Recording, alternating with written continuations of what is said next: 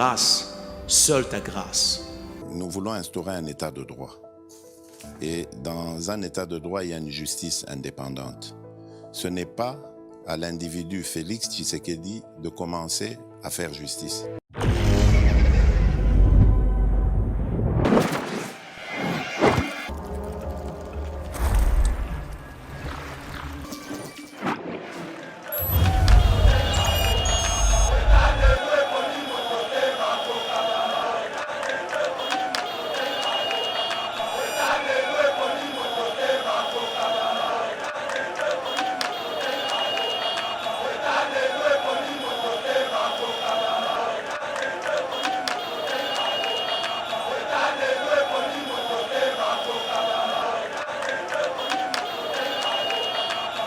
Je ne te connais pas, je n'ai pas des a priori, des préjugés sur ta personne.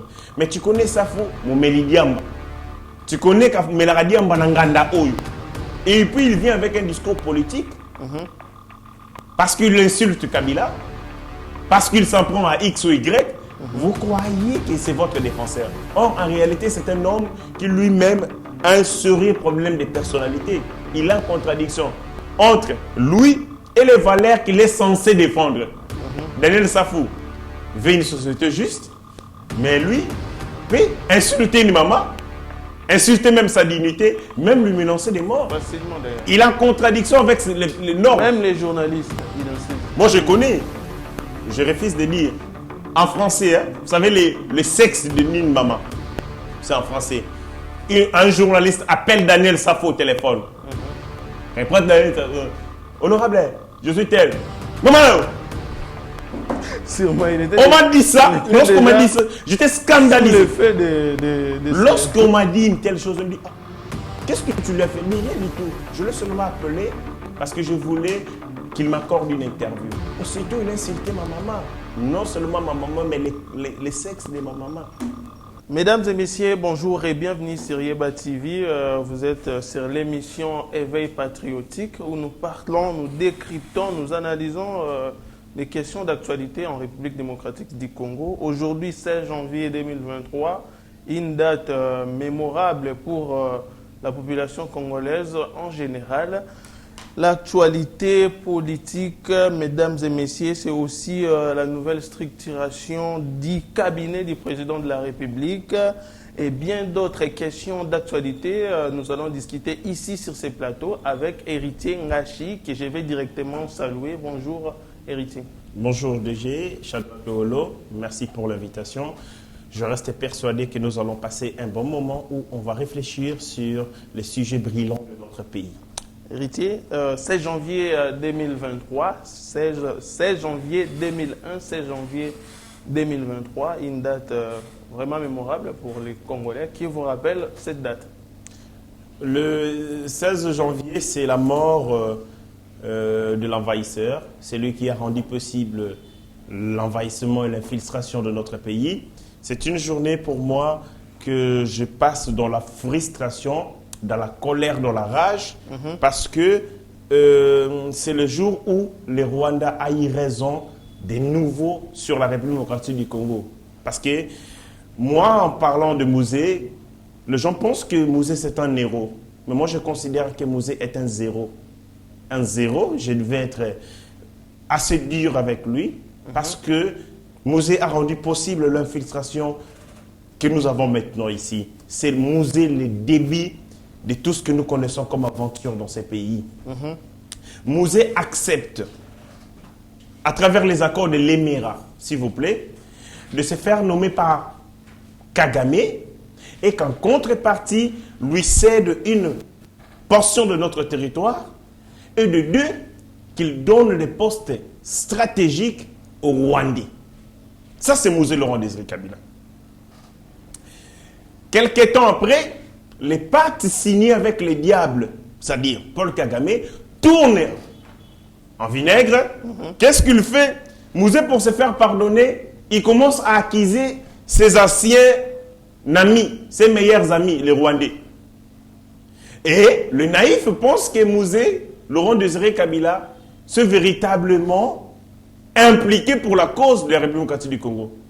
En aucun moment, Je ne peux pardonner un homme qui va prendre les couteaux de ses voisins pour tuer ses propres frères. Mouzé l'a fait. Mouzé a voulu remplacer une dictature, mais malheureusement, Mouzé nous a amenés dans l'enfer. Nous avons vécu un véritable enfer. L'infiltration Tutsi, c'est Mouzé qui l'a officialisé. Les Rwandais, Paul Kagame, à cause de ses appétits gloutons pour la République démocratique du Congo, c'est chercher un homme des mains, un homme capable d'assouvir sa soif, capable de réaliser ses ambitions, de balkaniser les pays.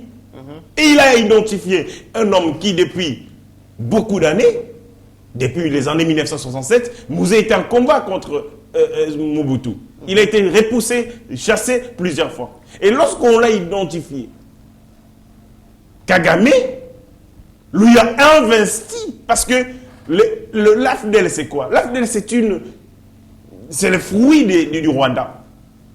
C'est une machine rwandaise. C'est une machine à mort rwandaise dans laquelle on a placé un Congolais tout simplement pour tenter de donner une coloration congolaise à cette organisation. Mais en réalité, c'est une organisation foncièrement rwandaise ayant pour objet de balkaniser les Congos. Et on trouve un inconscient parmi nous, Mouzé Laurent Désiré Kabila, on les place, on les porte à la tête de cette structure diabolique pour justement maquiller les vraies visées et les vraies intentions de cette organisation. Il arrive, il prend le pouvoir, à contrepartie, il cède les fonctions stratégiques. Les gouvernements mis en place par Mouzé Laurent Désiré Kabila. Si ma mémoire est bonne, c'est, je pense, le 28 mai. Les gouvernements appelés des saluts publics. Ces gouvernements constitués à peu près de 30% des Rwandais. C'est à cause de ça que Justine Kassavubu, la fille de Kassavubu, démissionna de ce gouvernement. Je pense qu'elle était ministre de la Justice. Elle a démissionné. Parce que pour elle, elle ne pouvait pas cautionner la trahison et l'infiltration à ce niveau. Donc, Mouzé Laurent Désiré Kabila, quand je me souviens de sa mort, c'est parce qu'il a eu des problèmes avec ses meilleurs amis. Les amis qui l'ont porté au pouvoir, qui, à un certain moment, à cause de la pression qu'on a exercée sur Mouzé, lorsqu'il entre au pays, déjà, il a été accueilli comme un roi en triomphe. Mais lorsque Tshisekedi appelle le Congolais à la vigilance pour dire c'est comme ça que Mouzé Laurent Désiré Kabila organisa un meeting au stade. Il a fait un fiasco. Les gens ne sont pas venus. On commençait maintenant à se réveiller. Ah, mais il est venu au pouvoir. Il a été porté par qui? Par le Rwanda. Pour quelle motivation? Ah, lorsqu'on a découvert la vérité sur l'homme, sur la finalité de son action, c'est comme ça qu'on a eu à tourner le dos à Mouzé Laurent Désiré Kabila. Donc, quand je regarde ce jour, c'est le jour où les Rwandais a tué leurs amis, a tué leurs alliés, qui leur a tourné le dos une fois arrivé au pouvoir. Héritier, vous avez parlé ici de l'infiltration. Oui. S'il faut rafraîchir la mémoire des Congolais, quelle en est d'abord l'origine? Mais est-ce que Mouzé était-il obligé d'accepter d'accepter de travailler avec les Rwandais, tous ces gens-là? Et qu'est-ce que la RDC allait gagner en acceptant cette collaboration et qu'est-ce que la RDC allait perdre? D'abord, lorsque vous voulez contrôler votre voisin, vous devez tout faire pour justement l'infiltrer, l'inféoder, envoyer des agents capables de l'intérieur maîtriser les pouvoirs, maîtriser la domination, maîtriser les esprits à partir de l'intérieur. Mouzé Laurent Désiré Kabila n'était pas obligé de pactiser avec Paul Kagame pour renverser Mobutu. Tshisekedi, depuis les années 1982, a fait une lutte acharnée contre Mobutu. En aucun moment, Tshisekedi s'est rallié à des gens qui voulaient nuire les Congos. La bêtise de Mouzé Laurent Désiré Kabila, c'est accepter de pactiser avec les ennemis, les diables du Congo, pour soi-disant restaurer la paix en République démocratique du Congo. C'est une c'était une intelligence, c'était une réflexion à la limite naïve. Il a été porté à la tête d'un groupuscule, des criminels. Mouzé a servi les intérêts des criminels. Il est venu ici pour exécuter les plans des criminels.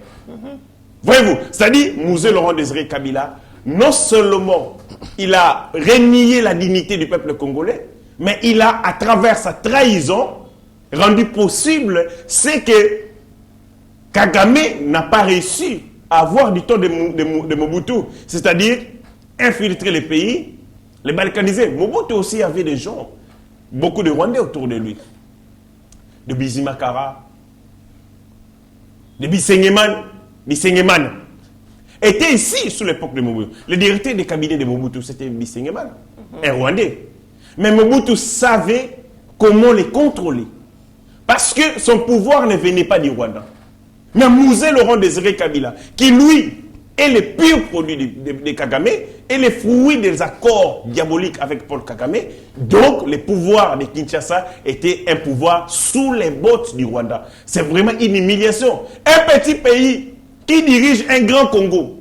Et c'est Mouzé Laurent Désiré Kabila qui a rendu possible cette humiliation. Et donc, quand je me souviens de ces jours, je me dis, Mouzé Laurent Désiré Kabila, et c'est des mots qui nous a amenés tout droit en enfer. Et donc, là où il est, si le Congolais pense qu'il est un héros, moi j'estime que Mouzé Laurent Désiré Kabila est un zéro. Tout ce que nous subissons aujourd'hui, c'est à cause de ces accords. S'il n'avait pas signé les accords diaboliques avec Paul Kagame, aujourd'hui, on n'en serait pas là. Mouzé Laurent Désiré Kabila, mort, assassiné, hérité. Mais il faut dire que les vraies causes de la mort de Mouzé Laurent Désiré Kabila restent obscures. Comment, s'il faudrait éclairer l'opinion sur la mort Mouzé Laurent Désiré Kabila est mort à cause du fait qu'il a tourné le dos aux gens qui l'ont porté au pouvoir. Mais les gens qui l'ont porté au pouvoir n'étaient pas seuls. Il y a une forte coalition constituée des puissances et des multinationales, dont la partie visible de l'iceberg, c'est Paul Kagame. Et quand tu pactises avec Paul Kagame, c'est comme si tu pactisais avec les États-Unis d'Amérique, la Belgique, la France et ainsi de suite. Lorsque Mouzé Laurent Désiré Kabila a eu des problèmes contre Paul Kagame, il s'est créé aussi des problèmes contre les alliés de Kagame, notamment les Américains. Mouzé Laurent Désiré Kabila commençait à se replier sur les Congolais. Il commençait de plus en plus à concentrer l'essentiel de son action autour des Congolais. Il commençait à couper les liens qui l'ont porté au pouvoir. Et ces liens avaient été tellement forts qu'ils ont eu raison sur lui. Je me souviens, Mouzé Laurent Désiré Kabila a raccroché au nez à une secrétaire d'État américaine, Madeleine Albright. Lorsque Mouzé raccroche au nez à une secrétaire d'État américain, un journaliste dit Mouzé Laurent Désiré Kabila a signé son arrêt de mort. Absolument. Mouzé Laurent Désiré Kabila commençait à tourner le dos au bloc Est parce que décis des comportements criminels du bloc Ouest dirigé par les États-Unis d'Amérique ayant l'air garçon de course, Paul Kagame. C'est à cause de cette ambiance, de cette atmosphère belliqueuse où un criminel est pris, celui qui croyait être propre. C'est-à-dire que nous étions dans un conglomérat d'aventuriers qui se sont un marché de dupes, une balle de vampires, où les gens se sont réunis pour décider de comment exterminer le Congo. Mais l'un d'entre eux les a trahis, Mouzé. Et lorsqu'il les a trahis, il devait payer cash de sa trahison vis-à-vis des pactes obscurs et des contrats diaboliques qu'ils avaient pactisés avec ces gens. Donc, Mouzé Laurent Désiré Kabila est mort à cause, bien entendu, du non-respect des accords concoctés avec ces puissances diaboliques. Très bien, Ritier. Donc aujourd'hui, il faut dire que nous sommes en train de payer des erreurs de Mouzé Laurent Désiré Kabila, mais aussi, on n'est toujours pas en mesure de corriger ces erreurs parce que nous sommes toujours dans une situation, s'il faut parler de l'Est, instable jusqu'à ces jours. On n'arrive pas à pallier à cette situation. Qu'est-ce qui ne va pas finalement? Lorsque Mouzé est parti, les puissances diaboliques ont tout fait pour le remplacer par quelqu'un qui leur serait, bien entendu, loyal, fidèle, rédévable, un homme manipulé et manipulable, un homme sans personnalité, sans carrure, un homme qui n'aurait pas un pouvoir issu du peuple congolais, mais un pouvoir lui fabriqué. Et de ce point de vue, il leur sera lié indéfiniment. Et on a créé Joseph Kabila. Joseph Kabila est venu continuer sur le chemin que Mouzé a commencé de quitter. On a écarté Mouzé parce que Mouzé, véritablement, commençait à quitter les chemins, les sentiers bâtis. Et on a pris Joseph Kabila pour pérenniser les accords, les ententes non respectées par Mouzé Laurent Désiré Kabila. Ainsi, on a passé 18 ans d'occupation officielle, 18 ans de bradage de nos minerais, 18 ans de pillage, 18 ans de la déchéance de la dignité congolaise. De la déchéance de la dignité congolaise, c'est parce que Mouzé avait décidé que ça se fasse ainsi. Mais lorsqu'il a quitté les chemins, on l'a écarté pour prendre quelqu'un qui pourrait continuer sur cette voie. Et Joseph Kabila a travaillé exactement comme le voulait Paul Kagame. Ainsi, jusqu'à maintenant, on parle d'infiltration. Ainsi, jusqu'à maintenant, on parle d'un pays qui est en train de tituber parce que les années qui ont suivi la mort de Mouzé Laurent Désiré Kabila étaient véritablement inscrites dans la droite ligne de la matérialisation des contrats non respectés par Mouzé Laurent Désiré Kabila. Est-ce qu'aujourd'hui, héritier, avec l'avènement du président Félix Tshisekedi, on peut dire qu'il est lui aussi inscrit dans cette lignée-là de travailler pour l'intérêt des ennemis de la RDC? Il y a une rupture. Il y a une rupture totale.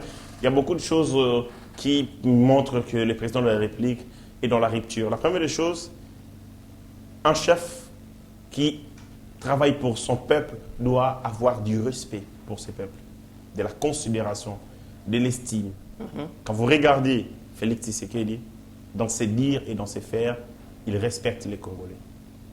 Deuxième des choses, quand vous avez un chef de l'État qui lutte contre la corruption, c'est un homme, c'est un chef qui veut véritablement assurer une justice distributive de revenus. Parce que le Congo, c'est ça le problème.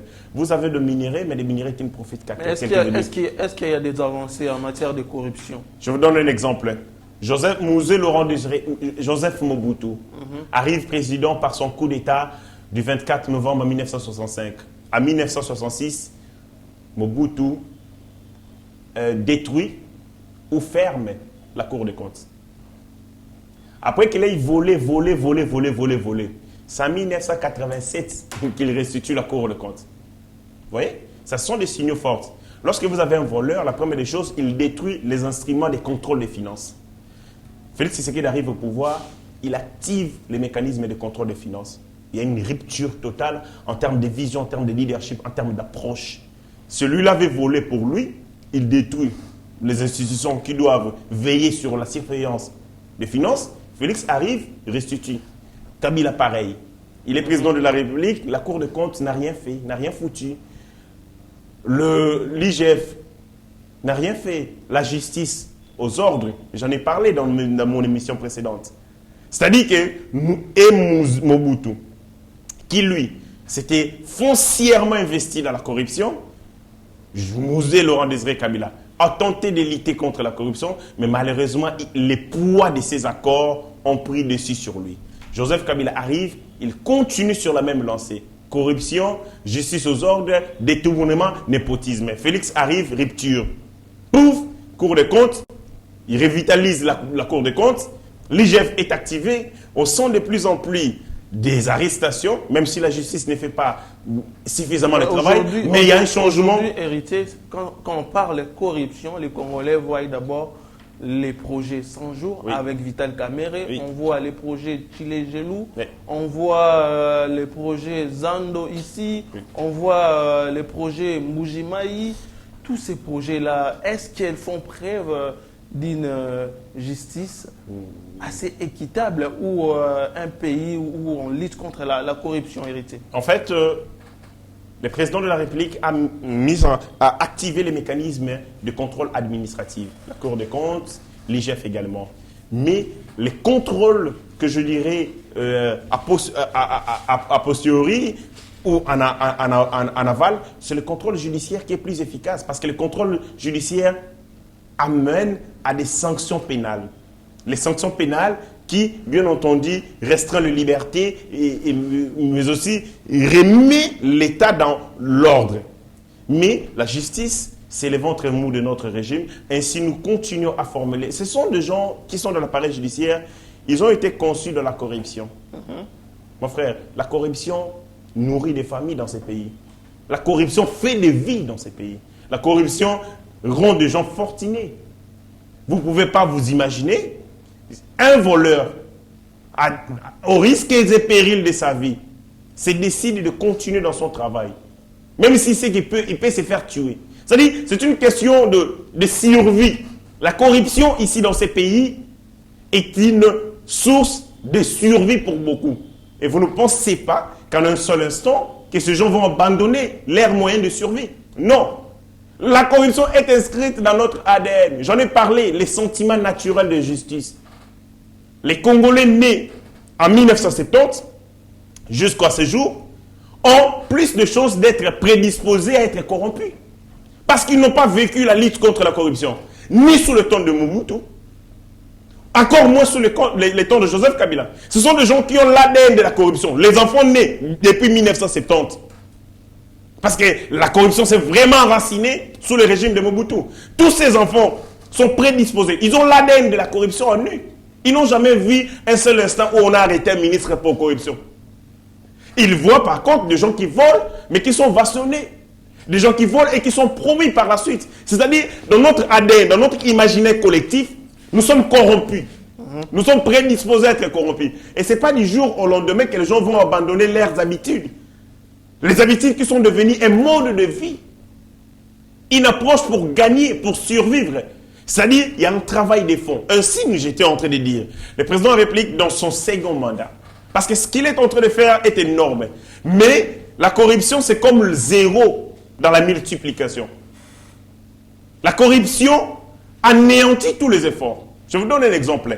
Allons sur le marché, le secteur des infrastructures.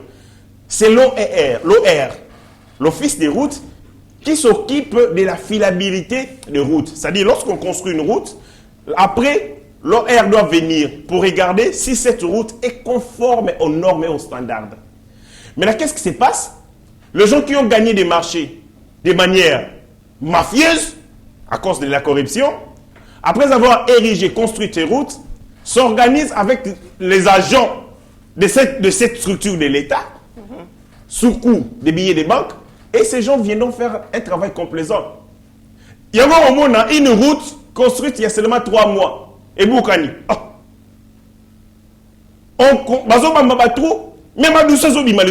C'est parce que la corruption a gangréné le travail. Si ces gens n'étaient pas corrompus, ils viendraient sur le lieu de travail pour dire non, vous n'avez pas construit cette route conformément aux normes, conformément à votre facture. Vous voyez comment la corruption détruit, paralyse tous les secteurs de la vie. Ainsi, le président réplique dans son second mandat, oui, chicote.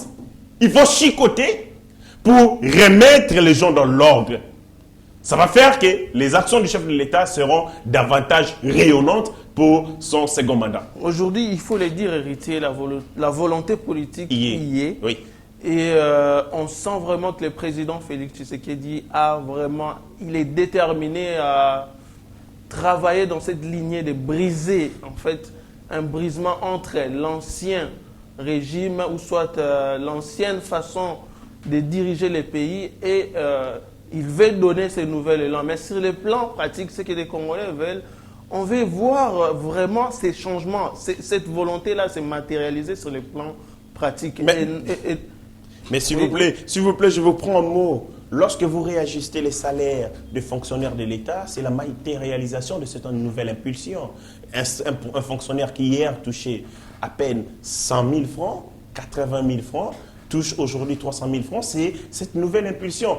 C'est une justice distributive. Je pense que ce n'est pas grand-chose, c'est pas beaucoup. Lorsque la justice arrête des individus qui sont condamnés pour détournement et qu'après ces individus sont relâchés la suite du dossier, on n'a pas de suite. Là, c'est quelle sorte de justice? Absolument. Le président de la République, moi, je pense qu'il doit se concentrer davantage dans son second mandat dans la justice. Pourquoi? Parce que la justice, c'est l'épine dorsale de toute une nation. Sans une justice, vous êtes dans une société où tout s'entremêle, où les gens s'entrechoquent ou s'entre-dédats.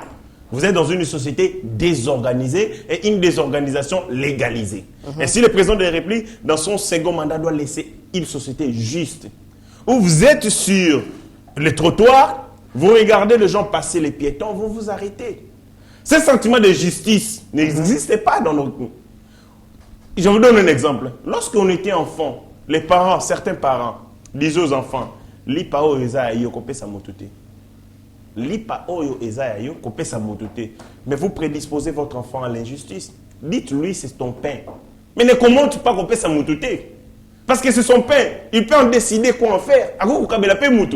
Mais lorsque vous demandez à l'enfant, « Lipa o kope sa motute. » C'est un égoïsme. Et cet égoïsme est collé sur une institution, c'est une institution égoïste.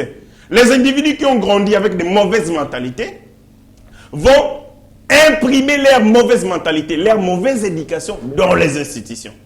Ainsi, il y a un travail de fond, un travail d'éthique, de conscience, de moralité. Mais quand ça échoue, il faut la chicotte, il faut les bâtons. Et les bâtons, c'est la justice. Mais la justice est en train de tituber. Ainsi, j'ai donné des pistes de solutions. Le président de la République doit veiller davantage sur les nominations, sur les promotions et les révocations des magistrats. Je vais suivre dans ces pays, à la RTNC, un procès où on condamne un magistrat pour corruption, où on arrête un procureur pour avoir été corrompu et qu'on les condamne. Si des choses pareilles s'organisent et que les gens du secteur de la justice sont menacés, sont secoués, soyez rassurés que ça n'aura un impact sur l'ensemble de l'appareil judiciaire. Mais du moment où ils se protègent, les magistrats se protègent entre eux. Il y a un protectionnisme qui ne dit pas son nom.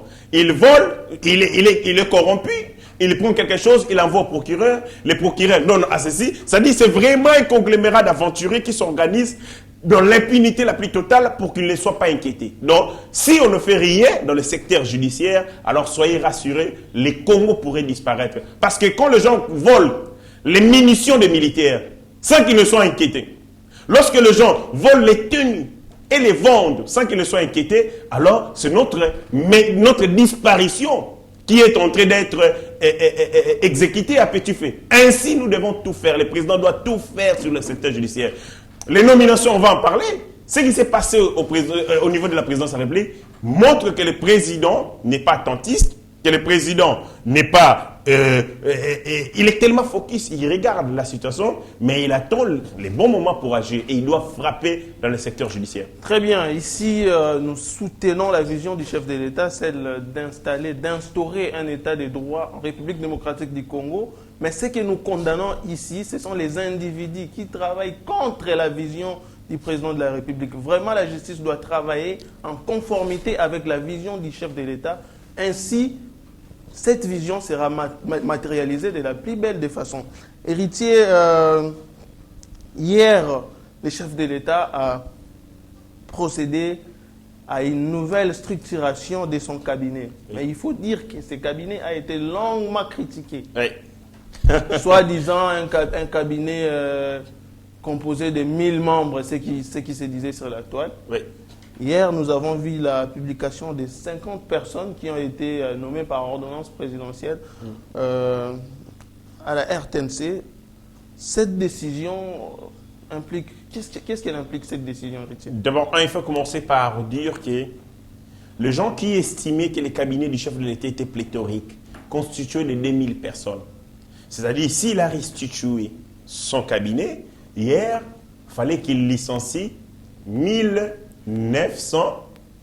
On parlait de 1000, 2000, 2000. C'est-à-dire, dans sa lettre, dans son ordonnance de nomination, on allait voir clairement que autant de personnes ont quitté et que 50 personnes seulement sont nommées dans ces 4 ordonnances. Je demande aux Congolais, quittez la sorcellerie. Vous, les gens soi-disant de l'opposition, quittez la sorcellerie.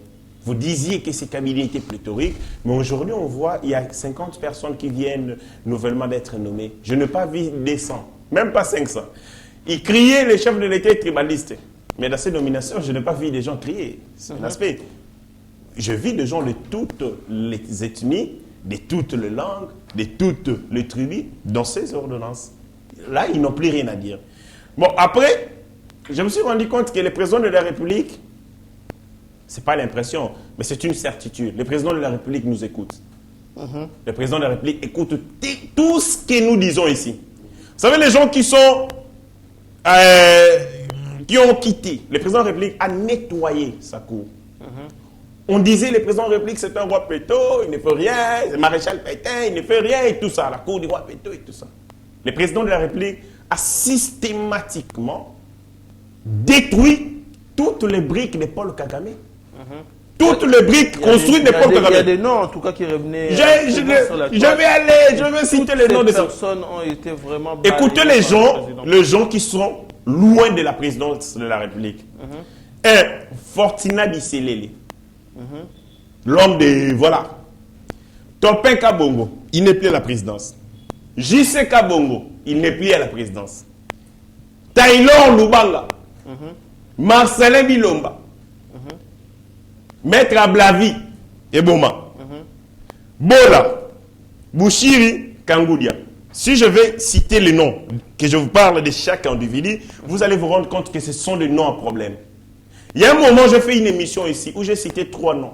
Parmi ces noms, il y avait Bisselele, Taylor Lubanga et les autres. Ça m'a créé des problèmes. Ces gens sont allés dans mon parti politique, me menacer dans tous les sens. Mais nous, on n'est pas amis aux antivalaires. Que vous soyez qui, lorsque vous n'êtes pas dans la vision du chef de l'État, lorsque vous marchez contre les intérêts du peuple congolais, nous sommes en droit de vous dénoncer, quoi que vous soyez. Et ces gens ici étaient en train de se tromper. Ils se croyaient qu'ils étaient devenus des dieux. Seul Dieu, il n'y a que Dieu seul, qui lui peut être tout puissant sans avoir peur.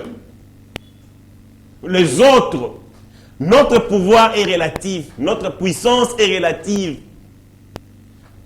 Ce pouvoir a des risques. Aujourd'hui, vous êtes fort, demain, vous êtes rien du tout. Donc, tous ces noms ici, Ablavi et Boma, c'est lui, le conseiller qui est allé se battre au niveau du barrage de Katende. Fortuna Bisselele, c'est lui le conseiller du chef de l'État ici, qui nous s'est permis, s'il vous plaît, de livrer des confidences du chef de l'État. Mon frère, nous avons un peu des notions en relations internationales. On fait quand même beaucoup de recherches en relations internationales. C'est ce que je dois dire à Fortuna Bisselele, qu'il les retienne pour toujours. Un entretien, ça les Congolais doivent aussi les retenir. Un entretien entre un chef d'État est singulier. Seul le chef de l'État a le droit de les révéler. C'est-à-dire, si je suis avec le chef de l'État, moi, son conseiller, et qu'on discute avec lui, il me dit des choses. L'entretien entre moi et lui, c'est un entretien singulier. Seul lui, Félix Tshisekedi, Excellence, qui a le droit de les révéler aux gens. Moi, j'en ai pas. Si je le fais, c'est une faute. Et en plus, lorsque vous êtes un conseiller actif, c'est-à-dire vous êtes encore en fonction, vous révélez aux gens ce que vous vous dites avec le chef de l'État. C'est quelle bassesse comme ça. Deuxième des choses, les entretiens ou les échanges entre des chefs d'État sont confidentiels et classés. C'est-à-dire si le chef de l'État congolais échange avec le président ougandais, le président brazzavillois, angolais, si vous êtes là-bas, là où ils échangent, leurs échanges sont confidentiels et ils sont classés. Vous ne pouvez pas vous permettre, et encore que vous êtes un conseiller actif, aller aux médias en parler. C'est une faute rare, lourde, lourde. Les gens ne l'avaient pas compris. Et l'ANER, qui aujourd'hui est requinquée, on a une nouvelle ANER qui travaille, qui fait un travail énorme, est en train petit à petit de nous débarrasser de gens compromettants qui étaient dans la stratégie de Paul Kagame. Vous pouvez vous imaginer, vous êtes conseiller du chef de l'État, vous travaillez dans la cour qui prend les décisions les plus importantes du pays et vous prenez des photos, des documents confidentiels de votre pays, vous les transmettez à Paul Kagame. C'est diabolique. Et ces gens étaient avec Félix Tshisekedi. C'est avec le temps que nous nous sommes rendus compte que nous étions impestés, infiltrés au plus haut sommet d'État et le président de la République est en train de se débarrasser de ces gens-là de manière méthodique. Donc, les Congolais, pour ça, veulent même donner notre mandat. Et c'est comme ça. Les Congolais veulent accorder un nouveau mandat au président de la République à cause de ce qu'il est en train de faire. Il déconstruit, brique par brique, l'édifice de Paul Kagame. L'édifice de Paul Kagame était constitué de quoi? Des bébicélés, là. Et des autres. Petit à petit, le président est en train de déconstruire l'édifice de Paul Kagame. Et quand on regarde tout ça, la route vers la libération du Congo est maintenant de plus en plus dessinée. On voit maintenant la route de la libération. Parce qu'on commence d'abord à nous débarrasser de nos ennemis internes. C'est pour entamer les ennemis externes. Et quand Félix Tshisekedi, le président de la République, est en train de faire un travail de fond pour détruire l'édifice de Paul Kagame qui était dans notre pays, donc il en va de soi que nous allons maintenant attaquer cette recomposition, héritier, ne vient-elle pas tardivement? Parce que nous sommes, il faut le dire, à la fin du mandat du président. Non, comment tardivement? Il a des mandats. Donc 2023 déjà. Il a des mandats. Mon frère, il a 2 mandats. Moïse Katumbi s'est déjà déclaré président. Il a dit une fois président, je vais directement paraphraser son tweet. Moïse Katumbi a condamné fermement, nous allons parler de cet attentat qui a lié à Kisindi. Oui. Il a commencé par condamner fermement cet acte et a déclaré qu'une fois président de la République, il va rétablir la paix et va rassembler les Congolais. Moïse Katumbi, Moïse, je te demande même pour une fois, par comédie, tente d'être Congolais. Même par comédie, une seule fois. Donc tu fais un scénario dans lequel tu t'improvises, tu tentes de devenir Congolais. Parce que moi, je ne peux pas comprendre Moïse Katumbi. Les gens sont morts, des innocents, des victimes innocentes. Moïse Katumbi, c'est sœur des innocents pour distiller son message de campagne. Moïse, vous êtes diabolique. C'est cynique ce que vous venez de faire. C'est zombique ce que vous êtes en train de faire. Les gens sont morts. Les Congolais sont morts. Les innocents, les victimes innocentes sont mortes. Au moment où nous nous plairons, toi tu viens avec ton discours de campagne politique en ces moments. Donc, il se sert du malheur du Congolais. Il se sert de la misère du Congolais. Il se sert d'une situation catastrophique pour se vanter lui. Et quand je regarde le style, il écrit moi, et non, il écrit président, virgule. Il devait écrire moi, virgule, président, Et en plus, quand vous êtes un homme d'État, il faut avoir de l'humilité. Il devait écrire au conditionnel. Mais il dit je vais, pas au conditionnel. Il se déclare déjà président. Non, Moïse Katumbi n'a pas les esprits du pouvoir. Il n'a pas les esprits du pouvoir. Moïse Katumbi, c'est un petit esprit qui, l'argent, tout simplement, a fait de lui ce qu'il est. Sans argent. J'ai regardé une comédie. Un acteur du théâtre de ce pays, il dit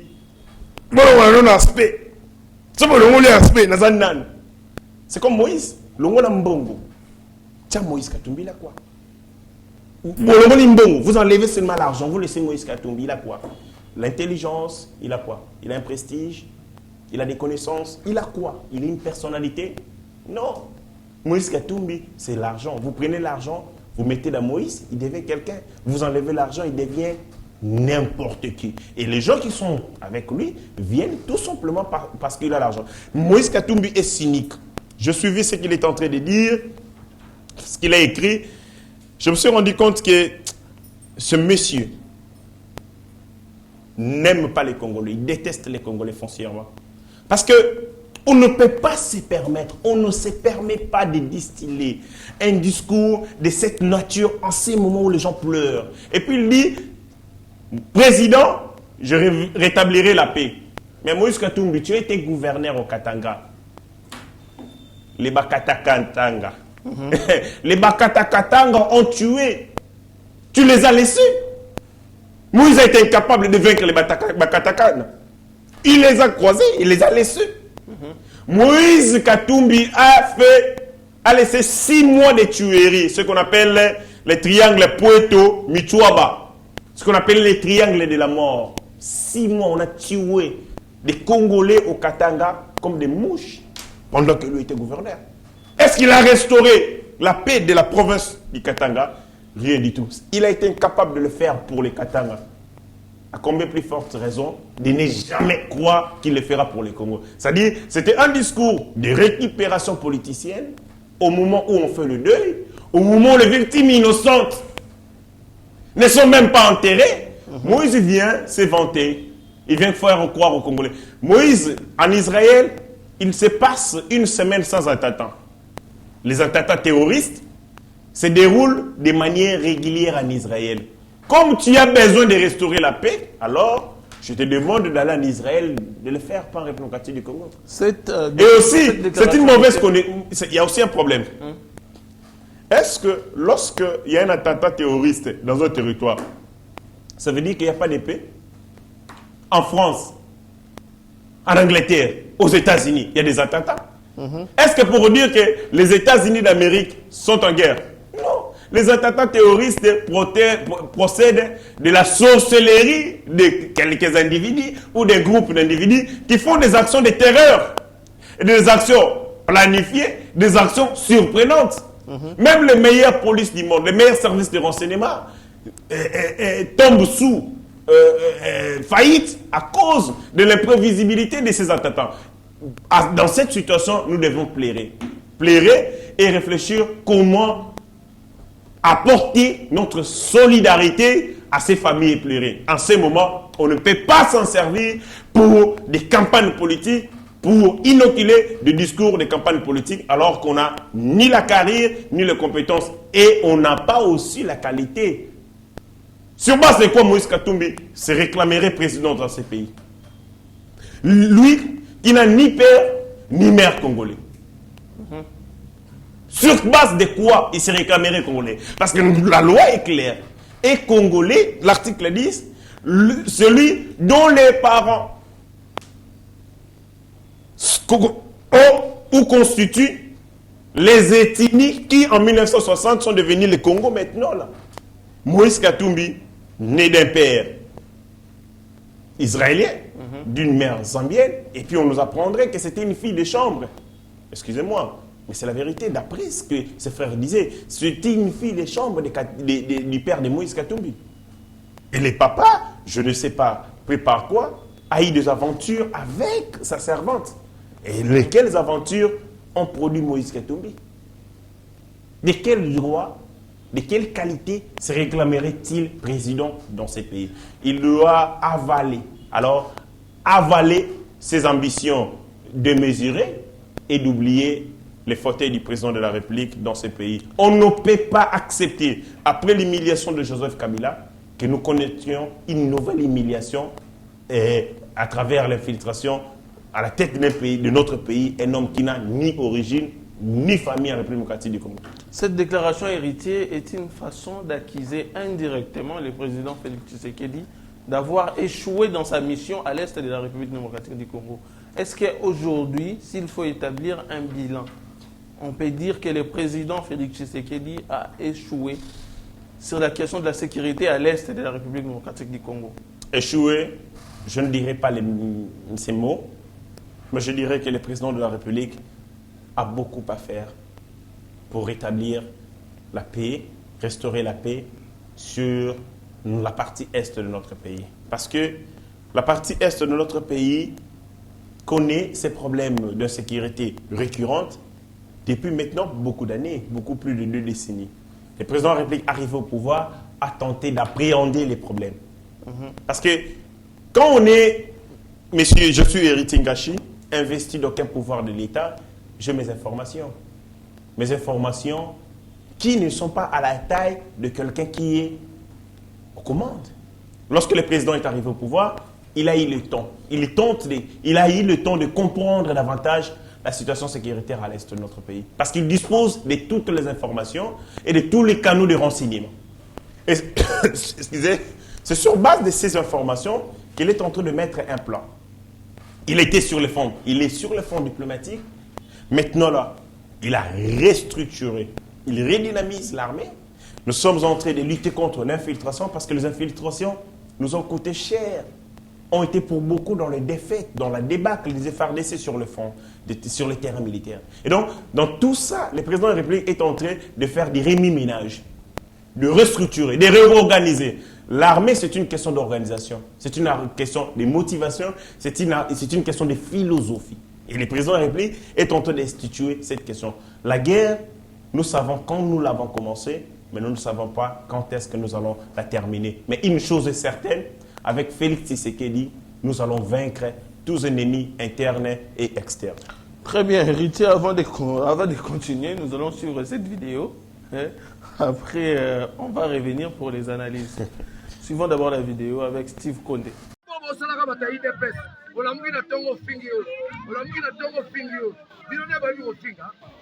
vous met en garde. Bitumbe Bandi, totika kibino 4 ans. Totiki bino 4 ans, Lolendo, tomoni bino maele na mutupe, ezali. Koyeba musala pe, ezali. Koyiba na koyiba. Koyiba na bino pe ya ba millions. 32 millions, 58 millions, 60 millions, 120 millions. Biso ba yuma na bino to banga bino ko. Tozaba na kisasa. Tokobanga bino te. Tofanda yimye. Totala, Félix président, vous pensez où tu combats Fachi Béton, Totala, Toba Yumate, Ngongango Koki Tolamuki, au monde de Tolamuki boy, et si, Tozon a sous la pongité. Neto la muki boy boki ki salolendo biso abala Kinshasa za biso ko fingo bozo finga na lolendo wana bo stopper to komina ngonga maponami mobeko likunze lobi weze le kwa campagne te bino bozo sala campagne bozo le la télévision Fachi Béton deuxième mandat Fachi Béton tozo tala bino omoni biso toza bayuma omoni biso toza bazoba bino kutu bauta bamboka kwe Kinshasa tozotala bino ngongango ekoki bobomona mnake olobi Fachi Béton omoni pire bime buki beton na bino. Alors tokende na bino na ndenge ya respect moto na moto politique ezali kamba zuwa soki boyebi te politique ezali na zuwa soki ozala oyo yo Fachi Béton nga nazala oyo anga Katumbi topesa na respect soki topesa ni respect te tozokota na bino na deuxième phase mpona ozobenga lelo bafwa bashala oyo bakotikala batonga mboka oyo bakotikala bokanisa mpe biso batokufi mpona mboka. Voilà, éveil de la conscience. Ici, il faut dire que nous voyons le député Daniel Safou qui est en train de réveiller la conscience des Congolais en disant notamment que c'est l'ère de la fin du régime du président Félix Tshisekedi qui a été caractérisé par les vols, par le manque d'intelligence, par le manque de professionnalisme. Et les Congolais doivent dire non à ces régimes, non à ces systèmes de gestion du pays. Héritier, quelle est ta réaction par rapport à... Quel est le crédit que moi, avec un peu d'intelligence que j'ai, de moralité, par respect dignité à ma personne, je vais accorder ou faire une analyse sur un homme qui insulte la nudité de femme. Il a insulté sa voisine. Je refuse de dire par éducation, par aisance. Je ne peux pas me permettre de répéter ce que Daniel Safou a dit. Vous savez, et puis il a menacé les morts. Il a menacé une dame, une maman. Les Congolais, où êtes-vous? Vous êtes où finalement? Un député censé défendre le peuple commence lui-même à insulter une maman et de surcroît demander même le proférer des menaces de mort. On a regardé un homme comme ça qui son ami et copain, le député Moukeba, il disait qu'il va citer tous les Nganda. Moi, si j'en connais, je pense, j'en connais quelques-uns, quelqu'un Nganda ou Daniel Safou prend du champ. Vous savez, Lorsque Safou prend du chanvre, sa mémoire s'évapore. La mémoire s'évapore, sa conscience aussi s'évapore. Et son intelligence s'évanouit. Ça, ce sont les herbes. Quand il prend des herbes du champ, la conséquence, c'est celle-là. Il dit Tolamuka, Tolamuka, Tolalaki. Tolalaki, c'est parce qu'il n'avait pas pris du chanvre. Mais maintenant, là, il en a. Oui, si. Je vous donne un exemple.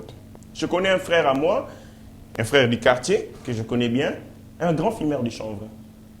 Il est sportif. Quand il prend du chanvre, il se croit tellement fort qu'il peut terrasser tout le monde.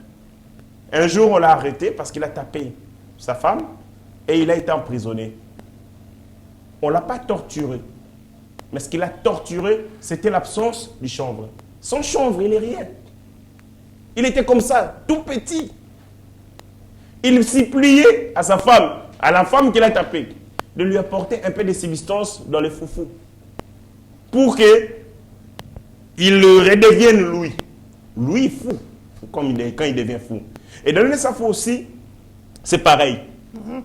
Le Daniel Safou que vous avez vu pleurer, c'est un Daniel Safou fou, qui a déjà pris des substances. Daniel Safou que vous avez vu insulter une maman, c'est ce Daniel Safou qui a déjà pris du chanvre. S'il n'a pas du chanvre, s'il ne prend pas du chanvre, c'est un humain normal. Mais sous l'effet des substances nocives. Moi, je me demande toujours comment les députés, les gens comme Daniel Safou, arrivent à être élus avec ce pareil comportement. Est-ce que déjà, là où il vit déjà, oui, sûrement les gens le connaissent mieux que ce qu'on a vu à la télé, ce n'est rien. Non, ce qu'on a vu à la télé, c'est juste un extrait de sa vie. Mais le film en entier est connu par ceux qui vivent avec lui. Mais cependant... Mais comment la population arrive à voter des gens comme Daniel Safou? L'amnésie. L'amnésie. Les Congolais sont amnésiques, mais aussi perte de mémoire. On n'a pas la mémoire. Moi, je juge les gens... La drogue aussi. Hein, Moi, je juge les gens en fonction de ce qu'ils font maintenant, en fonction de ce qu'ils ont fait hier. Ce sont des éléments qui me permettent d'apprécier les gens. Je ne te connais pas, je n'ai pas des a priori, des préjugés sur ta personne. Mais tu connais Safou, mon Melidiamba. Tu connais Melaradiamba Nanganda Oyo. Et puis il vient avec un discours politique, parce qu'il insulte Kabila, parce qu'il s'en prend à X ou Y. Vous croyez que c'est votre défenseur. Or, en réalité, c'est un homme qui lui-même a un sérieux problème de personnalité. Il a une contradiction entre lui et les valeurs qu'il est censé défendre. Daniel Safou veut une société juste, mais lui peut insulter une maman, insulter même sa dignité, même lui menacer des morts. Facilement d'ailleurs. Il est en contradiction avec les normes. Même les journalistes, il insulte. Moi, je connais. Je refuse de dire. En français, hein, vous savez, le sexe de Nine Maman. C'est en français. Et un journaliste appelle Daniel Safou au téléphone. Quand il prend Daniel Safou, honorable, je suis tel. Maman! On m'a dit ça. Lorsqu'on m'a dit ça, j'étais scandalisé. Lorsqu'on m'a dit une telle chose, je me dis, oh, qu'est-ce que tu lui as fait? Mais rien du tout. Je l'ai seulement appelé parce que je voulais qu'il m'accorde une interview. Aussitôt, il a insulté ma maman. Non seulement ma maman, mais les sexes de ma maman. Vous voyez, mais malheureusement... Il est capable de tout quand il prend... Mais malheureusement, c'est stupéfiant. Il y a certains Congolais qui l'adulent. Vous qui adulez Daniel Safou, vous prenez aussi du chanvre comme lui. Donc vous êtes pareil. Donc les gens qui ont voté Daniel Safou sont aussi des fumeurs du chanvre comme lui. Donc je n'en peux rien. Je n'ai aucun commentaire, aucun conseil à formuler à ces fumeurs du chanvre. Donc continuez à élire. En 2023, élisez encore votre représentant, les députés, les représentants de tous les fumeurs du chanvre du Congo. Très bien, nous arrivons à la fin de cette émission. Héritier, les mots de la fin pour clôturer. Le mot de la fin, c'est qu'avec le terrorisme qui est entré de voir les jours à l'est de notre pays, je constate le silence assourdissant de la communauté internationale. Or, le terrorisme, c'est une question qui concerne toutes les nations. C'est une question qui concerne les mondes. C'est un problème mondial. Mais il y a eu explosion d'une bombe à Kassindi. La communauté internationale est restée muette. Congolais, comprenez que vous n'avez vous n'êtes que seul, vous seul êtes à même de restaurer votre dignité et de vous assurer de votre sécurité. Ne comptons pas sur ces gens-là. Deuxième des choses, l'État congolais doit penser à mettre en place une cellule antiterroriste. Et aussi, nous devons lever les moratoires sur la peine de mort. Avec le terrorisme, la peine de mort doit rentrer en vigueur. Si nous attrapons un terroriste, nous devons les tuer conformément à la loi. Parce que même dans les États qui ont signé les statuts de Rome, qui avaient aboli la peine de mort, à cause de la résurgence, la recrudescence du terrorisme, ils ont fini par adapter leur législative. Nous, aussi, en République démocratique du Congo, nous devons tout faire pour remettre en activité la peine de mort. Ce sera un moyen aussi efficace pour dissuader tous ces criminels, tous ces aventuriers, tous ces idiots qui sèment la terreur et qui distribuent la mort de manière gratuite à nos paisibles concitoyens. Très bien, nous sommes d'équerre avec la population de la cité de Kassindi. Au nom de toute l'équipe de Yeba TV, nous présentons d'abord nos condoléances aux familles qui ont perdu leurs proches. Et nous demandons aux autorités de l'État de pouvoir veiller à la sécurité et à l'intégrité territoriale de notre cher et beau pays, la République démocratique du Congo. C'est la fin de cette émission. Je m'en vais directement remercier les gens qui nous soutiennent. Là, je vois directement le président Chiquito Mushashino, je vois le président Chims Chimba, je vois messieurs Didier Bayeye Mombo, l'homme, l'expert en tourisme. Je vois également monsieur Stéphane Milandou. Nos remerciements aussi à toute l'équipe Yeba TV pour cet excellent travail abattu. Là, je vois directement à la technique monsieur Machine Steve Kondé, HD. Je vois également Rabi Moukoko. Je vois Mike Chiswaka, Meshak Ochudi, Mitterrand Naya, Pasteur Guidi Bokwala, Trésor Kandolo. Mesdames et messieurs, aimons le Congo, ne jamais trahir le Congo. C'est la fin de cette émission. On se retrouve pour un nouveau numéro. Bye. Ta grâce, seule ta grâce. Nous voulons instaurer un état de droit. Et dans un état de droit, il y a une justice indépendante. Ce n'est pas à l'individu Félix Tshisekedi de commencer à faire justice.